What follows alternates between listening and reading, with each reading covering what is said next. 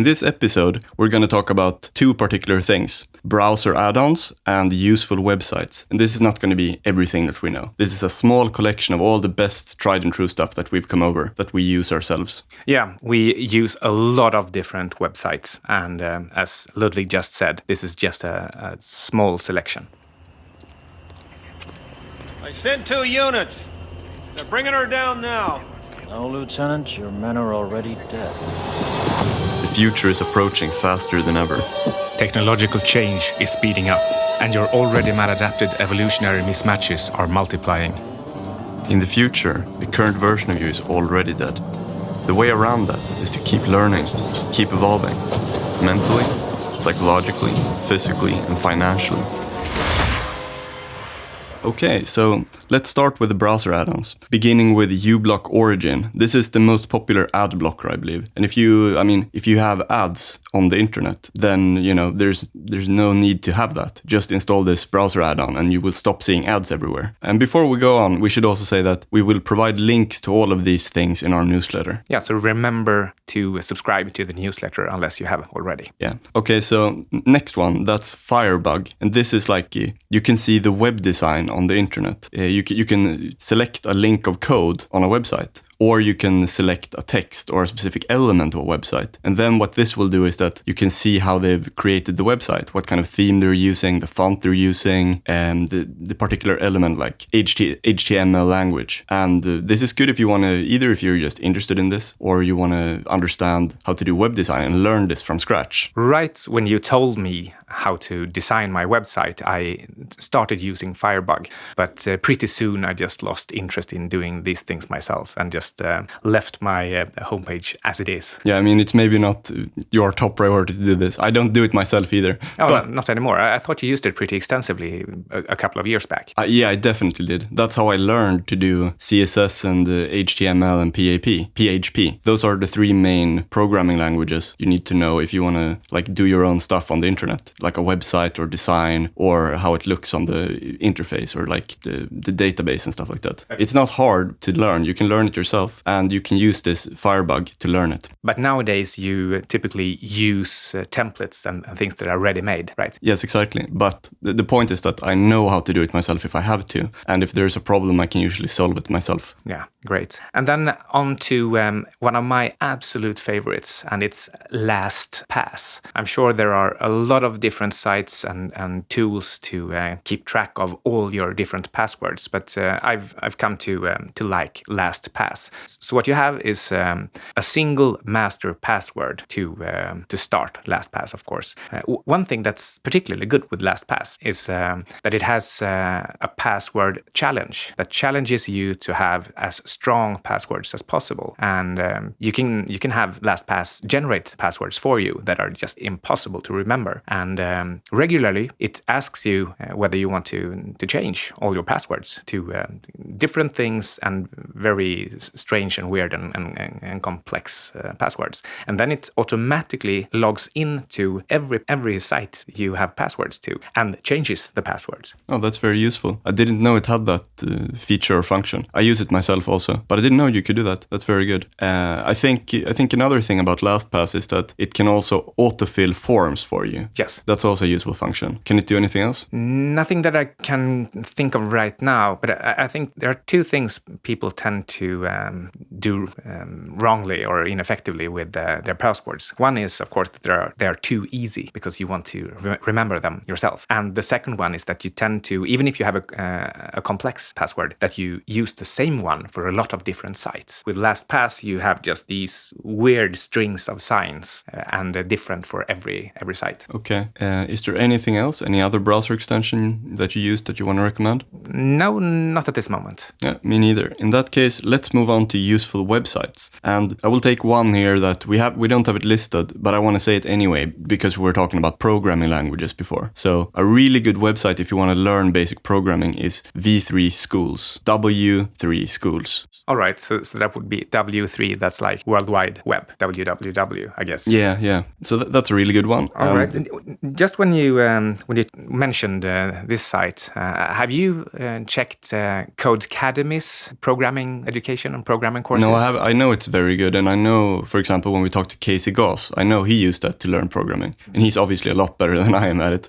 I'm only a beginner. For a while, I actually used Khan Academy. They at least had a course in JavaScript that I followed, and it was very pedagogical. And but a lot of people told me that I probably should go to Codecademy instead, because it's more specialized. Okay, yeah, I don't know about that, but what I do know is that there is a distinction between these three, and W3 Schools is like kind of like GitHub or whatever, where you have instructions for how to do different things, so you can like look it up. But I don't believe rather than just generally learning coding. Yeah, it's not. I don't think it's like courses. I think it's just kind of like a Wikipedia. So it's like, do you want to bold an element on your website? Yes, I do. Then this is the HTML code that you use. All right, that sounds really useful. So we'll add the link. Yeah. Okay, moving on.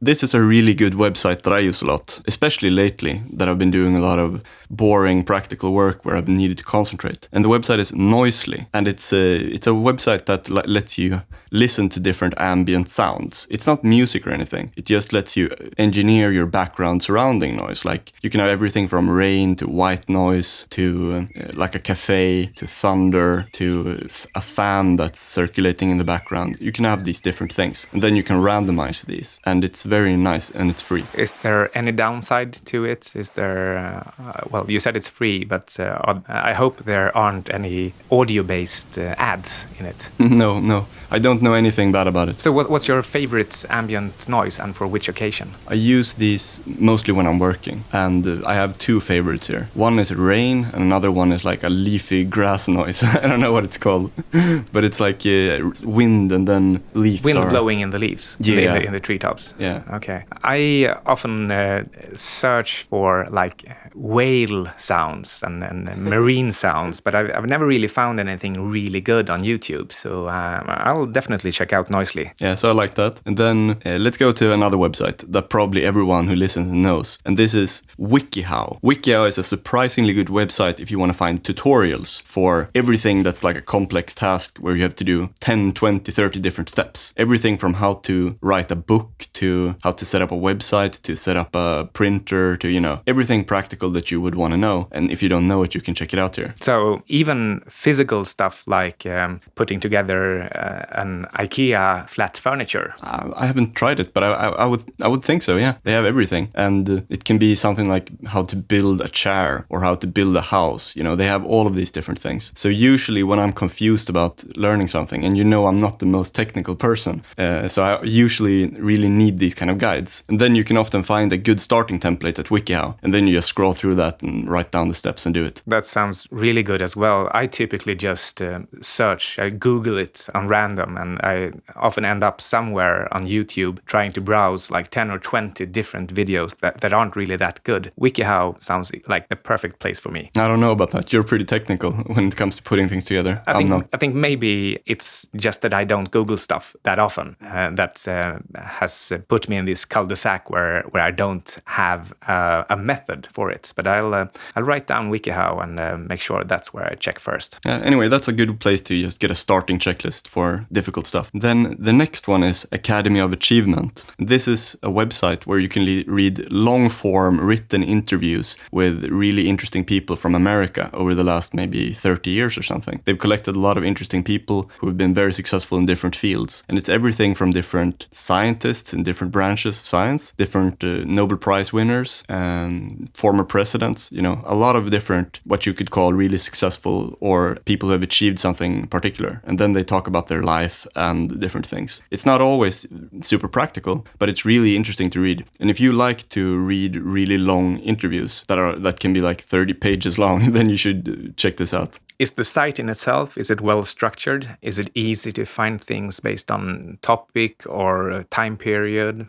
I think so, yeah. Do you have any particular inventor or author or business person to recommend? There are two ones that start. I've read many of these because, I like to read long form. But I know most people don't like that. But if you do, then this is a good resource. And two of them that I remember that stood out were Carlos Slim, the Mexican billionaire, and James Watson, the guy who invented or, found the DNA helix, double helix, together with, what's the guy's name? Crick. Yeah. And actually, if you go through the annals of history, you should find a woman there as well. Oh, yeah, but she died. Yeah, she never got really recognized, but she was the one actually identifying the key X-ray photograph. Yeah.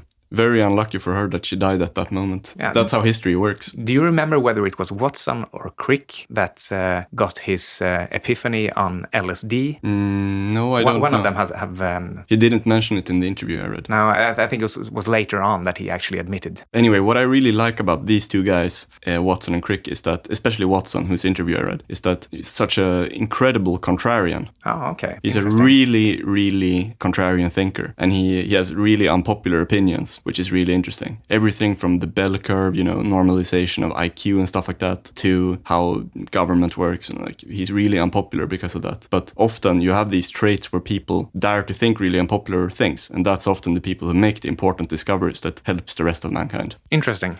All right, you have listed more websites than I have here, so let's move on to the next one. Okay, the next one is Have I Been Pwned? I don't know how to pronounce this. I guess it's a short version of pawned, like when you pawn stuff you can sell or rent out you can get money off of your stuff. Right.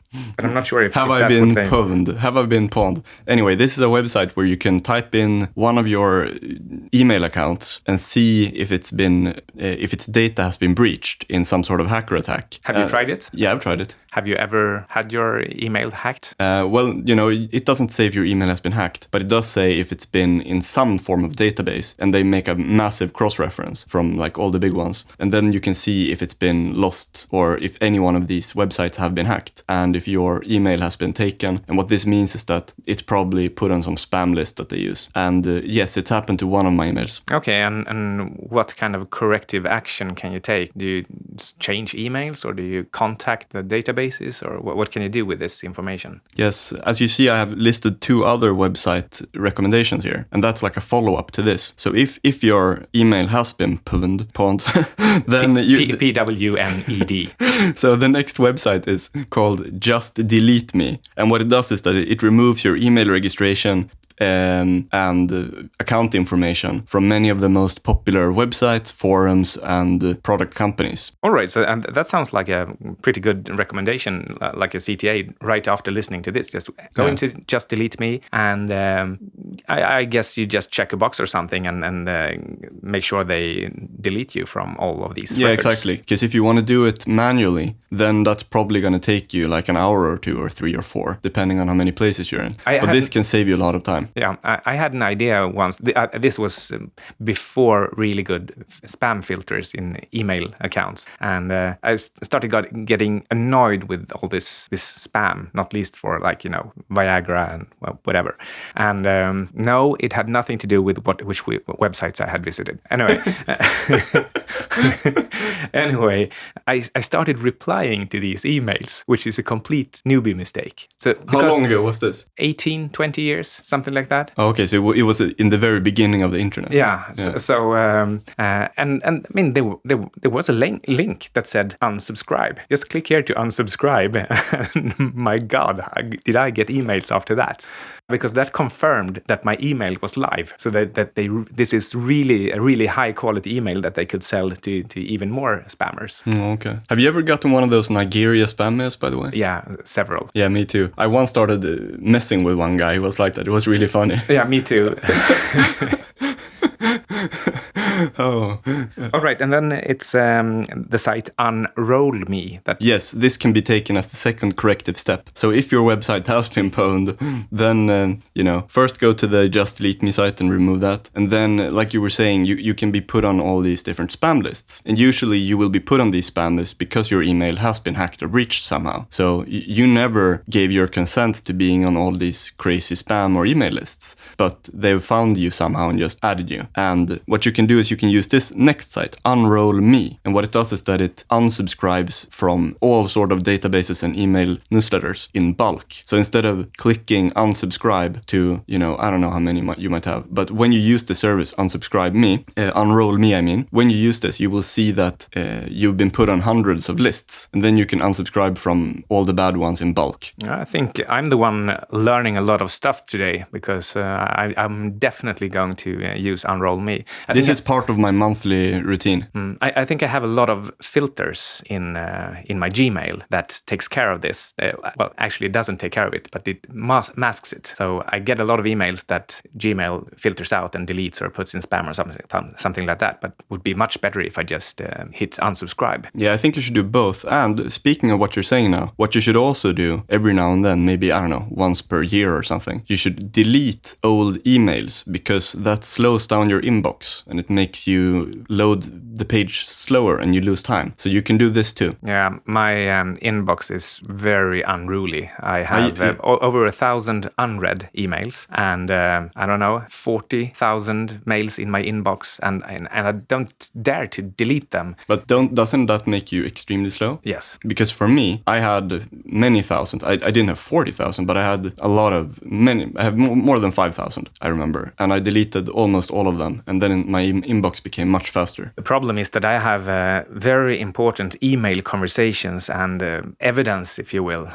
that could be important. That's the problem. It could be important, but I'm not sure. And it could be like $1 million and even $1 million negotiations and agreements that I need the paper trail. That's very tricky. I don't have any advice for you, but I think if you're listening to this now, I think it's a good kind of routine or ritual to do this maybe once per year, because then you can avoid this problem. Yeah, and another good routine is, if you have very important documents, to actually save them somewhere in a structured way, and also to print them out in hard copy and keep them in a bank vault. Yeah, Commonplace is a really good method for this. So my problem is that I grew up information-wise in a corporate environment, which meant that I had unlimited resources in terms of speed and databases and everything, which made me lazy and unstructured. Pretty interesting. I haven't thought about that. Makes sense. Okay, so let's take 3 health-related websites, and these are like one-purpose websites. They're not big websites. You just go to them for one reason. And the 3 health websites are: number 1, Calculator BMI. If this is interesting or you just want to try it, you can do this. And you just Google Calculate BMI and you will find a tool for that. The second one is called Testosterone or Hormone Converter. And there are different ways of measuring hormones depending on which country you do your tests in. And what this does is that you can convert between the different metrics and see what you get if you're confused. So Testosterone Converter. And then finally is Examine. And here you can find all the scientific studies on a supplement or a test or anything. I really want to emphasize the importance of Examine. If you get bro science from a friend or just somebody online claiming evidence for anything health-related or nutrition-related, then you should always go to Examine and see what the actual scientific evidence is for these claims. Have you been reading about protein powder on Examine? No, but our common friend Daniel Richter, yeah. He reads everything on protein powder. Yeah, I mean, that's his job. So he relays the information and the findings to me. And basically the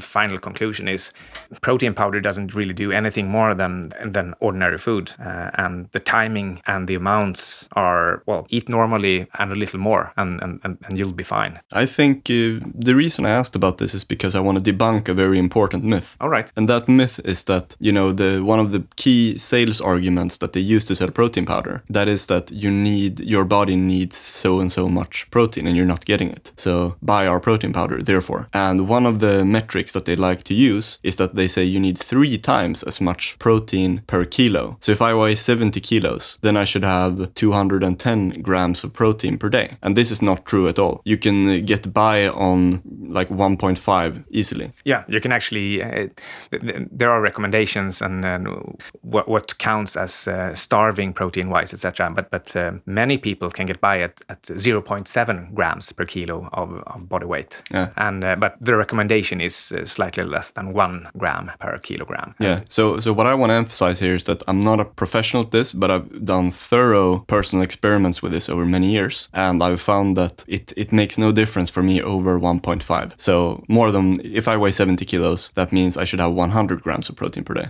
Over that, I don't see any difference. If I have less, then it is a slight difference. However, I also want to mention something extra, which is that there is a difference between individuals in that some people can process more protein than other people can do. And that has to do with your digestion. So if you have a bad digestion, then you cannot process as much protein as someone who has a really good digestion. Yeah, that's a very important point. Another point is that the body, and this is also individual, it differs in how it processes protein powder versus, for example, meat or fish or veggie-based proteins. And it seems as if you eat a steak or fish or real animal-based protein in its original form, or eggs, then you can eat a lot more per sitting. Whereas if you try to eat a lot of protein powder, some people just tend to get gassy instead, and it's burned for energy rather than used up as protein for building muscle. That makes sense. I just want to make that final point that a lot of the people who are bodybuilders or professional, like powerlifters or athletes or something, a lot of those people have by birth very good genetics and they have good digestion, and this allows them to process more protein than many other people can do. So some of those people can actually process even more than like 3 grams of protein per kilo, but most people cannot. Yeah, I think there is some evidence for a slight increase in protein synthesis no matter how much protein you add on. So you could actually eat 4 grams, 5 grams, 6 grams, but the incremental use is very, very small. Okay. And so we just finish this by saying that around 2 grams is probably definitely enough for all your purposes. Maybe not if you're going to compete in Mr. Olympia, but everything else. Yeah. So we went on a bit of a rant there, but let's do a brief recap of the 3 health tools. They are: first, calculate your BMI. This is your body mass index. Second, check out the testosterone or hormone converter. And 3, examine.com. Now let's move on to a few basic financial tools on the internet. The first one is an inflation calculator. All right. And what's good with inflation calculator? Well, it's you can select a time period, and then you can check what the cumulative inflation has been over this time period, and then you can see what's the difference in how much was, say, $10 today worth back in 1970s. All right. Yeah, that's interesting. Not least just for personal use when you're discussing things with other generations. Yeah, I guess you have memorized these numbers, but hasn't the inflation in the US since 1970 up to now, 2018, hasn't it been like 550% or something? It could definitely be something like that. But I remember in round numbers what it's been various years and decades. But the actual compound effect, I couldn't say. But it could definitely be like 500% over that period. Obviously, it's going to be a little bit different in every country, but I believe the cumulative number is roughly 500% in this time period.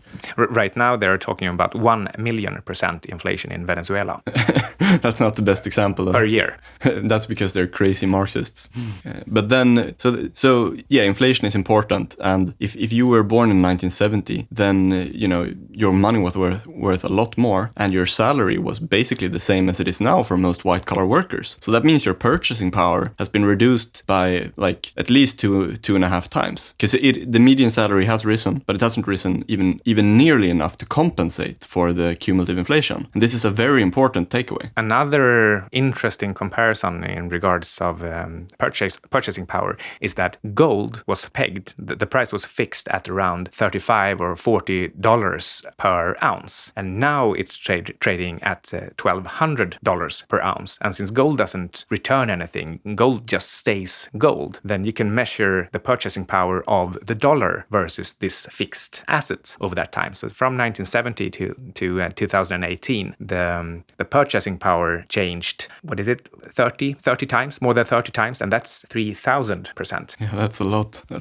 Okay, so that was the first one, inflation calculator. It's just useful to use every once in a while if you're interested. And the second one is a compound interest calculator. So the compound interest calculator is just an extremely simple matrix of various interest rates and time horizons, and tells you how much would a dollar grow over that time with that interest rate. Yeah, exactly. This is not really sophisticated advice for a financial professional, but I mean, it's useful advice for most people to just take a look at it, do some basic calculations. And then we have a couple of my favorites, which are goldprice.org, where you can just see the gold price in various currencies and time periods. And they actually have other, well, you can look up other precious metals as well, but goldprice.org. And then similar one for Bitcoin and other cryptocurrencies as well. And it's CoinDesk. And if you're interested in fundamental valuation information regarding U.S. companies, Standard & Poor 500, I think is all it looks at. It's called Shiller PE, SHILLER, Shiller PE. And on Shiller PE, you can find inflation, interest rates, earnings, and also Shiller's own special valuation metric, which is a cyclically adjusted price-earnings ratio, also called CAPE, C-A-P-E. What is the difference between Shiller's PE cyclical versus a normal PE ratio? A normal PE ratio just takes today's stock price and divides it with a 1 year earnings rate. So that could be how much profits is a certain company, or the average of a company in an index. How much is that profit for a given year? And you take the current stock price and divides it by that profit. So that tells you how many years profit the valuation is. And it's typically like 10 or 20 or 30 or something like that, depending on the growth. But the Shiller cyclically adjusted price-earnings ratio, it takes the last 10 years, looking backwards, those profits, and adjusts them for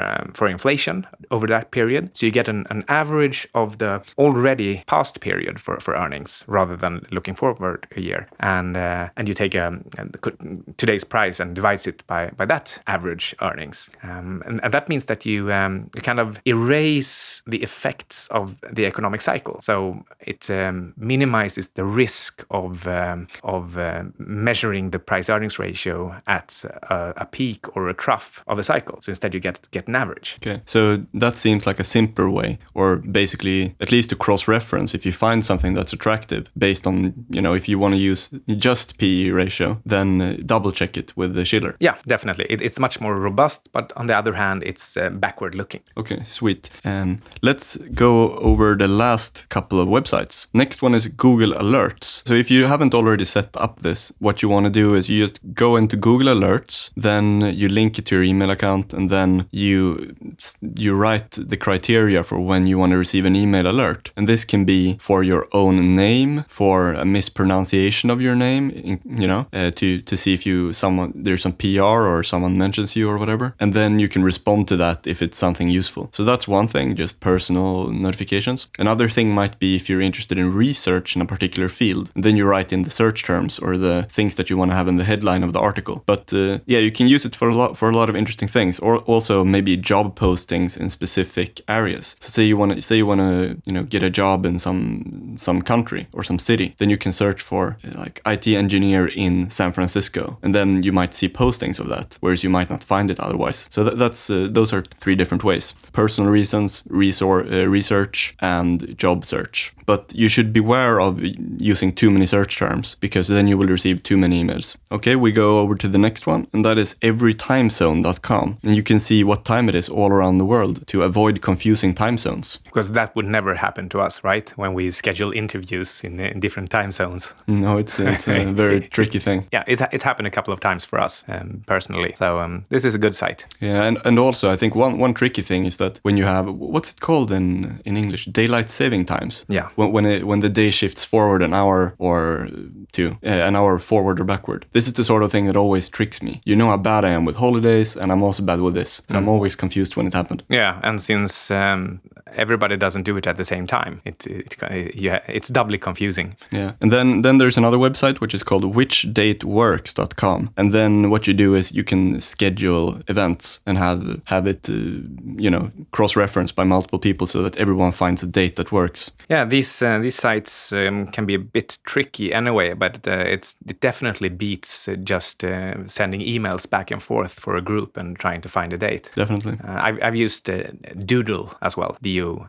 Oh, yeah. Doodle. It works as well, but maybe I should give whichdateworks.com a try as well, because I'm not perfectly happy with Doodle. This is not a situation I'm in too often, but the few times I have been, this has been useful. And then let's do the final two websites. 10fastfingers.com, and this is to see what your typing speed is. And it's pretty important that you have a fast typing speed because you spend a lot of time in front of the computer. And if your typing speed is less than 50 words per minute, then you're very slow. You should at least have 70 words per minute. And you can do this by practicing like 10 minutes every day for a week. All right. I'm not sure if I even dare try that one.